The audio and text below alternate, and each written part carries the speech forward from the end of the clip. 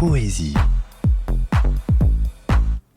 En cette période relativement tendue et prise de tête, où les pro-masques et les anti-masques s'affrontent sans relâche, où le confinement tape sur les nerfs de chacun et où on se demande bien combien de temps tout cela va encore durer, je vous propose un peu de détente avec un petit jeu poétique.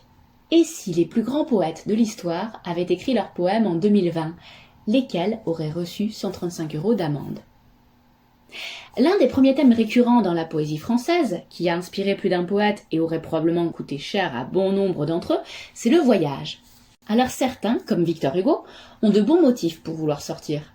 Dans Demain dès l'aube, publié en 1856 dans le recueil Les Contemplations, il veut aller déposer des fleurs sur la tombe de sa fille, Léopoldine, morte noyée. Mais bon motif ou non, souvenons-nous qu'on ne peut se rendre dans un cimetière que s'il est dans un rayon de 1 km de notre domicile, sauf cas d'enterrement bien entendu. Or, Victor Hugo, dans Demain dès l'aube, en bon papa qu'il est, traverse la forêt et la montagne pour rejoindre la sépulture de sa fille. Ajoutons que son périple est beaucoup trop long, il part demain dès l'aube et arrive après le crépuscule puisqu'il écrit « Je ne regarderai ni l'heure du soir qui tombe ». 135 € d'amende donc pour Monsieur Hugo. Mais ce poème, un des plus connus de Victor Hugo, et je pense d'ailleurs que la plupart d'entre vous le connaissent déjà, est tellement beau qu'on le pardonne. Pour ceux qui ne l'auraient plus en tête, ou simplement qui ne le connaîtraient pas encore, le voici. Demain, dès l'aube, à l'heure où blanchit la campagne, je partirai. Vois-tu, je sais que tu m'attends. J'irai par la forêt, j'irai par la montagne. Je ne puis demeurer loin de toi plus longtemps. Je marcherai les yeux fixés sur mes pensées, sans rien voir au dehors, sans entendre aucun bruit. Seul, inconnu, le dos courbé, les mains croisées, triste, et le jour pour moi sera comme la nuit. Je ne regarderai ni l'or du soir qui tombe, ni les voiles au loin descendant vers Harfleur, et quand j'arriverai, je mettrai sur ta tombe un bouquet de houx vert et de bruyère en fleurs. Victor Hugo est ici tellement touchant qu'on le pardonne. Mais d'autres justifient leurs envies de sortir de manière beaucoup plus impulsive. C'est le cas notamment de Stéphane Mallarmé dans Brise marine, paru dans le Parnasse contemporain, qui est une anthologie de poètes de l'époque en 3 volumes, donc paru en 1866. Et donc voici ce poème. La chair est triste, hélas, et j'ai lu tous les livres. Fuir, là-bas fuir. Je sens que des oiseaux sont ivres, d'être parmi l'écume inconnue et les cieux. Rien, ni les vieux jardins reflétés par les yeux ne retiendra ce cœur qui dans la mer se trempe. Ô nuit, ni la clarté déserte de ma lampe, sur le vide papier que la blancheur défend, et ni la jeune femme allaitant son enfant. Je partirai. Steamer balançant ta mâture, lève l'ancre pour une exotique nature. Un ennui, désolé par les cruels espoirs, croit encore à l'adieu suprême des mouchoirs, et peut-être les mâts, invitant les orages, sont-ils de ceux qu'un vent penche sur les naufrages, perdus, sans mât, ni fertiles îlots? Mais, ô mon cœur, entends le chant des matelots. Le motif utilisé par Mallarmé, c'est donc l'ennui. C'est le mot qu'il utilise. Il écrit également, au premier vers du poème, « J'ai lu tous les livres ». Motif que l'on peut comprendre, puisque les livres sont des produits actuellement censurés aussi bien dans les librairies que dans les grandes surfaces, il semblerait que Mallarmé ait refusé de commander sur Amazon et ait préféré prendre la fuite pour chercher l'évasion ailleurs. Mais bien entendu, ce motif n'est pas valable du point de vue de la loi.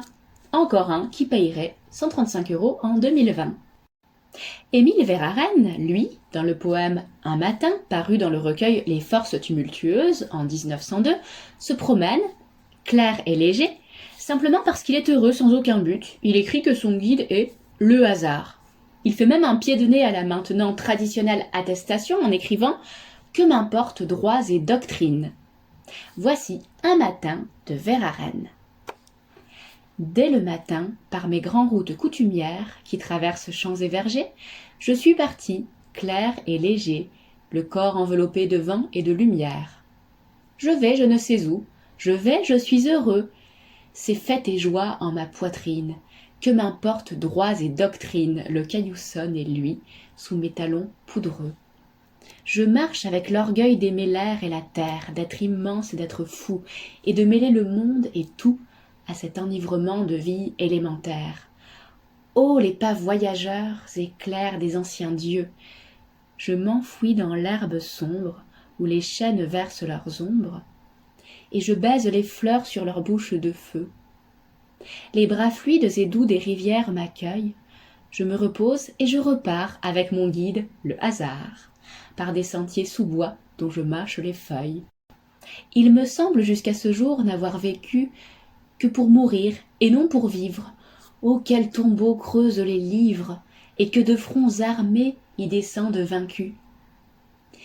Dites, est-il vrai qu'hier il exista des choses, et que des yeux quotidiens aient regardé, avant les miens, se pavoiser les fruits et s'exalter les roses? Pour la première fois, je vois les vents vermeils briller dans la mer des branchages. Mon âme humaine n'a point d'âge. Tout est jeune, tout est nouveau sous le soleil. J'aime mes yeux, mes bras, mes mains, ma chair, mon torse, et mes cheveux amples et blonds, et je voudrais par mes poumons boire l'espace entier pour en gonfler ma force. Ô ces marches à travers bois, plaines, fossés, où l'être chante et pleure et crie et se dépense avec furie, et s'enivre de soi ainsi qu'un insensé. Ce poème est une jubilation d'une force de vie, d'une joie absolument formidable. Nous sommes ici en totale opposition avec Victor Hugo, triste, le dos courbé et en deuil. Verhaeren n'est pas le seul à se promener au petit bonheur la chance. Sabine Sicot, elle aussi, donc grande poétesse du début du XXe siècle, commence le poème Carrefour comme ceci. Est-ce ma route? Soit, pour aujourd'hui. Je la suivrai jusqu'à la nuit. Au petit jour, demain, si je me suis trompée, un carrefour viendra. La flèche ou l'écriteau diront bien quelque chose. Comme Verhaeren, Sabine Sicot préfère l'itinéraire à la destination, et peu importe où elle va, elle prône le plaisir d'aller et d'errer sur les routes au petit bonheur la chance. Alors certes, elle peut choisir de suivre des routes dans un périmètre de 1 km autour de son domicile, mais elle écrit tout de même qu'elle suivra cette route jusqu'à la nuit. Elle dépasse donc allègrement l'heure de sortie quotidienne autorisée. Certains poussent la provocation encore plus loin, c'est le cas en 1831 d'Alfred de Vigny, qui débute le poème intitulé Paris de cette manière. Prends ma main, voyageur, et montons sur la tour. Regarde tout en bas et regarde alentour. Non seulement Alfred de Vigny est sorti de chez lui pour grimper en haut d'une tour, mais en plus il a pris la main d'un inconnu. Alfred de Vigny ne respecte pas les gestes barrières. Heureusement pour tous ces auteurs, le voyage poétique, l'errance sans but, n'était pas un problème à leurs époques. Et heureusement pour nous, leur voyage nous offre une merveilleuse opportunité de voyager sans bouger de notre salon. Rendez-vous sur les sites internet de nos petits libraires bordelais, la machine à lire, la zone du dehors et tant d'autres, où malgré le confinement, vous pourrez commander et retirer vos livres en magasin ou être livrés à domicile. Faites comme Mallarmé, ne commandez pas sur Amazon. Pour toutes les personnes en manque de sortie, lisez de Vigny, Mallarmé, Hugo, Verhaeren, car les mots sont toujours là pour nous faire voyager.